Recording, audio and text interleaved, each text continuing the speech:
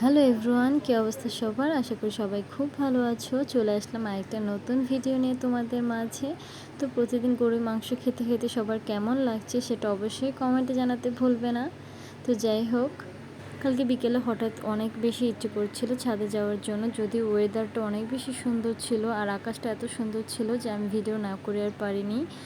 গরুর মাংস খেতে খেতে এখন আর যেন খেতেই ইচ্ছে করে না, তাই ভাবলাম আজকে রাত্রে একটু সুজির হালুয়া করি, ঘি দিয়ে সুজির হালুয়া করে রুটি বানিয়ে তারপর খাই। তো যে কথা সেই কাজ, আমি প্রথমে চুলায় একটু ঘি দিয়ে দিয়েছিলাম, তারপর হচ্ছে ঘিটা গরম হতে হতে আমি এখানে ফর্মুলা মিল্ক মানে পাউডার দুধ যেটাকে বলে সেটা একটু গুলিয়ে নিচ্ছি গরম পানিতে। ঘিটা গরম হয়ে যাওয়ার পর এর মধ্যে কয়েক চামচ সুজি দিয়ে দিয়েছিলাম। সুজিটাকে সামান্য পরিমাণ ভেজে তারপর গুলিয়ে রাখা যে দুধটা ছিল সেটা দিয়ে দিলাম।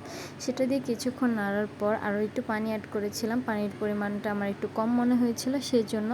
তো পানি দেওয়ার পর আমি পরিমাণ মতো চিনি দিয়ে দিলাম। তো এটা চিনি দেওয়ার পর হচ্ছে অনবরত নাড়াচাড়া করতে হবে। যখন নাড়তে নাড়তে ঘন হয়ে আসবে তখন কিন্তু নিচ থেকে লেগে যাওয়ার একটা চান্স থাকে, তো অনবরত নাড়তে হবে। তো আমি সবসময় নাড়াচাড়ার উপর রাখছিলাম আর কি। যে যেই পরিমাণ ঘন খেতে চান সেই পরিমাণ মতো ঘনত্বটা রাখার চেষ্টা করবেন। আমি একটু নরম নরম রাখতে চেয়েছিলাম, তো এইভাবে নামিয়ে তারপর একটু ফ্রিজে রেখেছিলাম। তারপর হচ্ছে একটা ডিম পোচ করে পরোটা বানিয়ে খেয়ে ফেলাম। কালকে রাত্রে আমি এটাই খেয়েছি।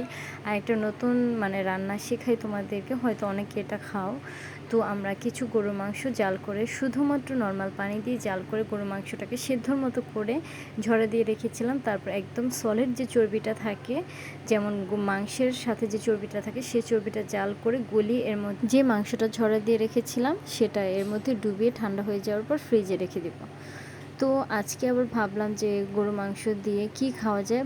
যেহেতু মাংসগুলো একদম টাটকা ছিল তাই আমরা ভাবলাম যে বিরিয়ানি রান্না করে খাই, কিন্তু বিরিয়ানি রান্না করে অনেক মহা বিপদে পড়ে গিয়েছি। কেন যেন এত পরিমাণ গরম ছিল যে বিরিয়ানি খাওয়াটা একদমই উচিত হয়নি। তো এখানে বিরিয়ানির জন্য যা যা উপকরণ দরকার সেগুলো ঠিকভাবে নিয়ে তারপর হচ্ছে বিরিয়ানির মাংসটাকে রান্না করা হয়েছে। এটা দেখানোর কিছু নেই, কারণ সবাই টুকটাক বিরিয়ানি রান্না করতে পারে। আর এদিকে হচ্ছে পোলাওটাকে আলাদা করে রান্না করে নিচ্ছে।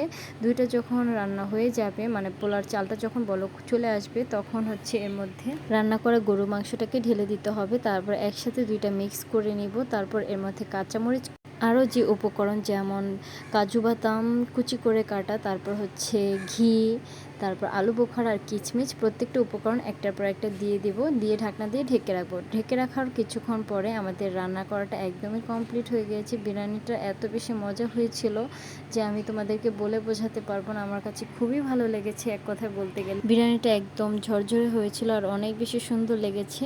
তো গরম থাক আর যাই থাক, একদম টাটকা মাংসের বিরিয়ানি খেতে তো বেশ ভালোই লাগবে। আমার কাছে খুবই ভালো লেগেছিল, কিন্তু একটু সমস্যা হয়েছিল, একটু গরম বেশি ছিল। তো এটা কোনো ব্যাপার না। তো বিকেল দিকে হচ্ছে আমার ছেলে তার নানার সাথে ঘুরতে বের হয়েছিল আর কি। আমার ছেলে আইসক্রিম খেতে খুবই পছন্দ করে, এই জন্য তার নানা তার জন্য 2 বক্স আইসক্রিম কিনে দিয়েছে। এটাকে হয়তো বলে নানা আর নাতির ভালোবাসা। তো আজকের ভিডিওটা এই পর্যন্তই। ভালো থাকবেন সবাই। আল্লাহ হাফেজ।